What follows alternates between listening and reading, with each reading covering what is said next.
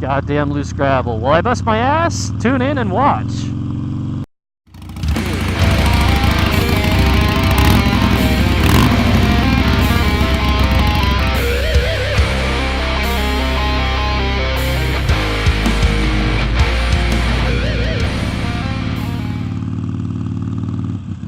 Good morning, everybody. Welcome back to another moto vlog.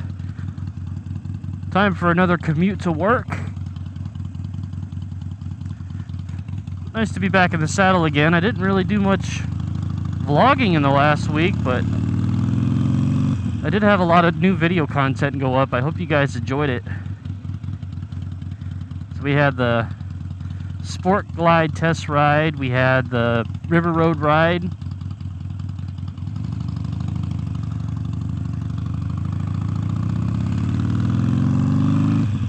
And the food truck ride down at Ted's. All made some nice videos. I hope you guys are enjoying some of the different content other than me just riding to work, but that's what today's vlog is. So, after doing that Sport Glide test ride, I'm almost convinced that's my next bike I want to upgrade to. It would still be nice to test ride maybe the Softail Slim, but I think I'm almost sold on the Sport Glide. The Sport Glide is nice. It's every bit as nimble, even maybe more than this one. And the price tag's a lot bigger, and I gotta work that into my budget somehow. But I really enjoyed that test ride, and the bike is amazing. So speaking of new bikes, if you guys woke up a few days ago, you saw that Harley-Davidson announced that they're something to the effect that they're blowing the doors of their future wide open. And then when I read that email, I just saw that, hey, they're putting out brand new motorcycles, brand new types of motorcycles for 2019-2020. And we all heard about the new Livewire previously, which is going to be an electric bike, which I think is great innovation from Harley. I think it's going to attract a lot of buyers, especially, you know, in the younger demographic. And then the other bikes, like they got a naked sport bike they're going to call the Street Fighter. And that thing looks really sharp for a street bike too. Kind of looks like a Ducati in a way, but it does look really nice. So hopefully Harley's turning heads toward that younger crowd, saying, hey, we have sport bikes now. Come ride one of ours and see what you think.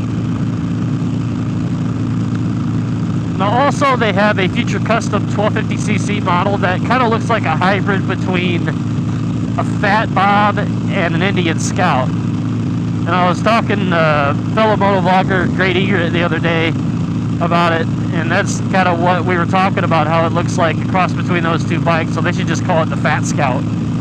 That would be funny. So all in all, I think Harley is definitely looking out for their future. Hopefully these bikes do get people into Harley-Davidson better, so their numbers could go up, so they can continue to thrive, so they continue to be successful, or just be more successful than they are now. Now the main thing that I think is going to make or break the deal on these new bikes is what kind of price tags they're going to throw on it. I know Harley's known for having high-priced bikes. I mean, you're paying for a premium bike, and the Harley name, of course, but I'm just interested in seeing what they're going to be doing with these new bikes as far as the price, because you know they got to be competitive. So I guess we'll just have to see that in the coming months, the coming year, or whatever. Oh, and I almost forgot, they got the adventure bike coming out, the Pan America. I know that might turn a lot of heads. I mean, I'm personally not a big fan of the look of the bike. But I know that's what a lot of adventure bikes, I think adventure bikes are some of the uglier looking bikes that they have out there, but that's just me. But it's exciting to know that Harley's kind of breaking out of their comfort zone to try these different, you know, these different bike types, so that people can get interested in their brand again. By, you know, riding something that Harley hasn't done before, and hopefully something that's really innovative. I mean, a lot of these bikes are going to be liquid cooled, which is a big thing for Harley right now. It's one of those things a lot of people have been complaining about that Harley hasn't been doing. They haven't been keeping up with the times.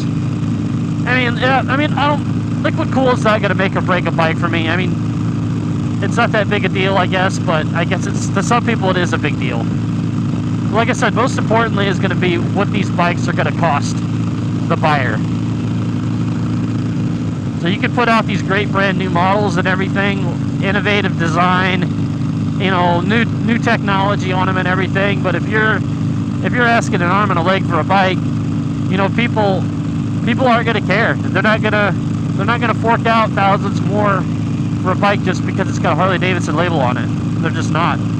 So if you noticed, I'm rocking a new riding flannel today. I saw that Speed and Strength just released a black and blue Black 9 Moto shirt. So I had to have it. You know, the blue is my whole thing.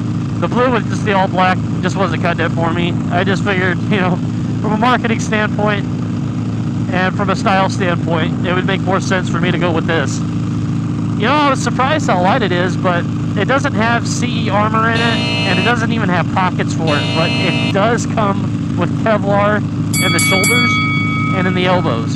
So in the event of a slide, I'll have my skin saved in the important areas. But this shirt will be really great for fall riding, and heck, it'd be even great for summer too. It's very light, and I really like it. It's going to breathe a little bit better than my hoodie and my other jacket. So we're about to 150 subscribers. I think as right now I am shooting this video, we're about 149. And that's awesome. I've seen quicker growth over the last month than I have the previous 5 months. So that's pretty awesome. Thank you guys for joining the channel. Oh, and speaking of subscribers, I'm going to put a card up on the screen right now for fellow motovlogger Great Egret, who is kind of zoning in on 1,000 subscribers. So I know for a small-time YouTuber, that's got to be a huge milestone. So if you guys click that card, go check out Great Egret's content. It's actually really good. And, you know, let him know D-Cycle sent you. So from previous videos, you may or may not know, Great Egret and I are going to be meeting up as a part of his Route 66 trip here in September, which actually is next month because it's freaking August already. I can't believe that shit. But anyway, he's going to be stopping through here because 66 runs through the town I work in.